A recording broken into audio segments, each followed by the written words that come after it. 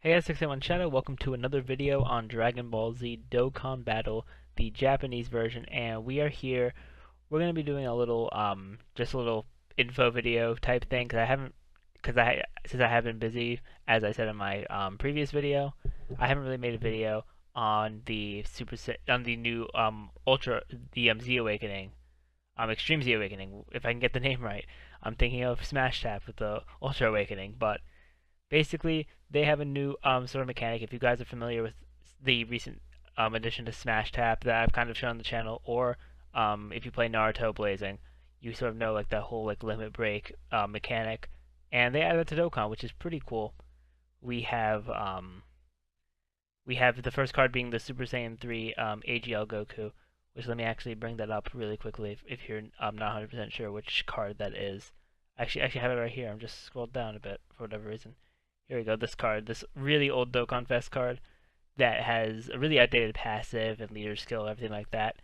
So it's definitely very cool. He's the first card that's able to Extreme Z Awaken.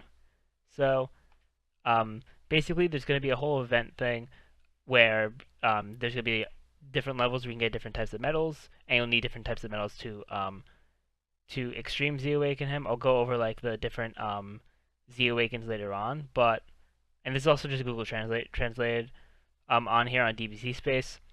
So so be mindful of that when if you see like some some interesting things. But something important to show here, if you bring a resurrected warrior, which is going to be the Golden Frieza leader skill, that category. If you bring any warrior from that category will deal more damage and have and will take less damage from the Super Saiyan 3 Goku, all the different stages. So yeah, there's gonna be 30 levels, and also there's going to be there's going to be these new Grand Kais, which is pretty cool.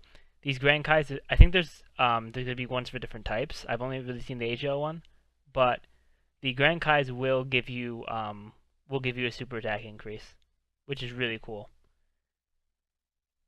So that can definitely help. Also, if you have the if you want to get your Goku up to a further super attack, because you do get super attack level 15 at the end of Ultra Z Awakening everything. So as you can see here, there's different types of metals. There's bronze. Actually, no, never mind. Let me start from the right, because it's on the right. Bronze, silver, gold, and rainbow. And of course, rainbow being the harder one to get. And as you can see, it goes from level 120 to level 140, and super attack 10 to super attack 15 as your max, which is pretty cool. And I'll show the card. I'll show like the stuff on the Reddit in just a second with like info on the card, since the wiki doesn't quite have the info yet. But that's really all it has there for that. Yeah, that's really all it has there for that card. On DBZ space from the news in the game.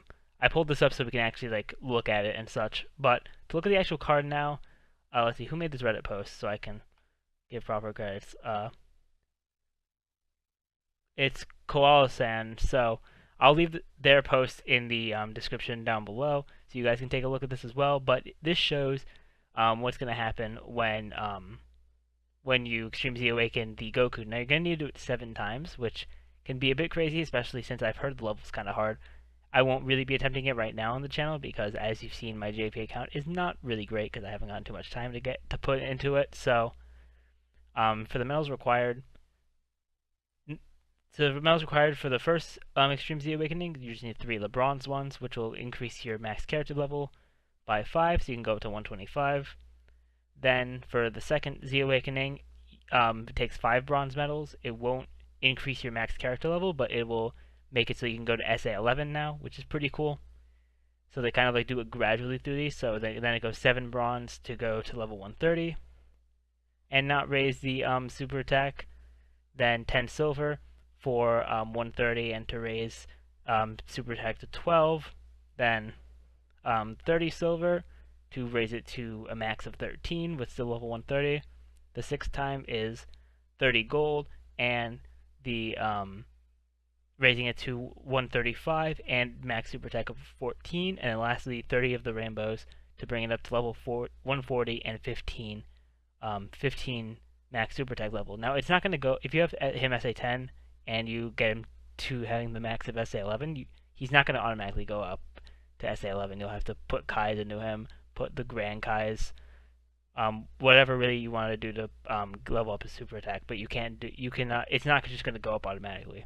And what's really cool is when you get to the 5th and 7th, because when you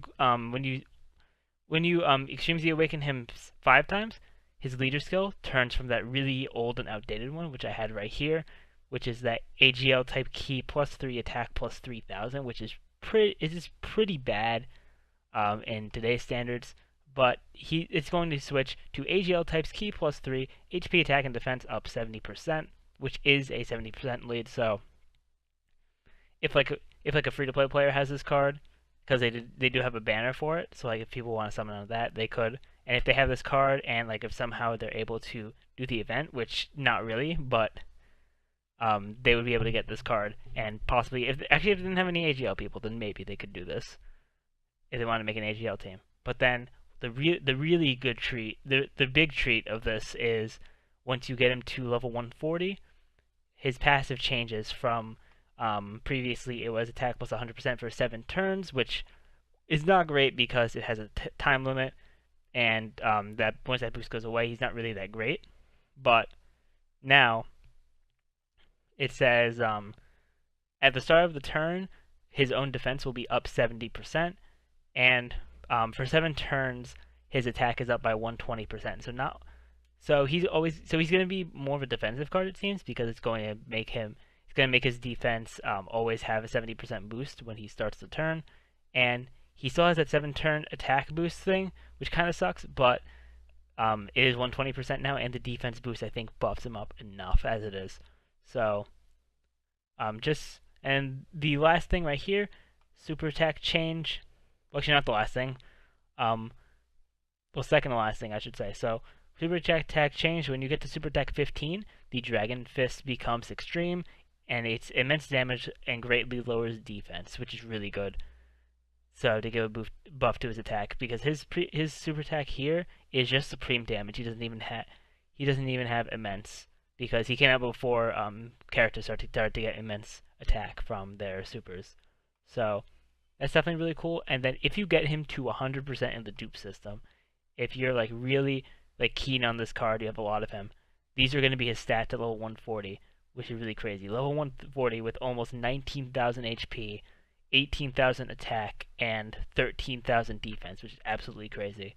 And that's not factoring in his passive either. So this could definitely be a crazy card on mono AGL. I'm excited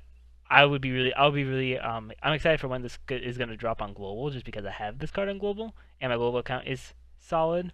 Well, at least it's pretty decent, I would say. But yeah, it's definitely that's it for this.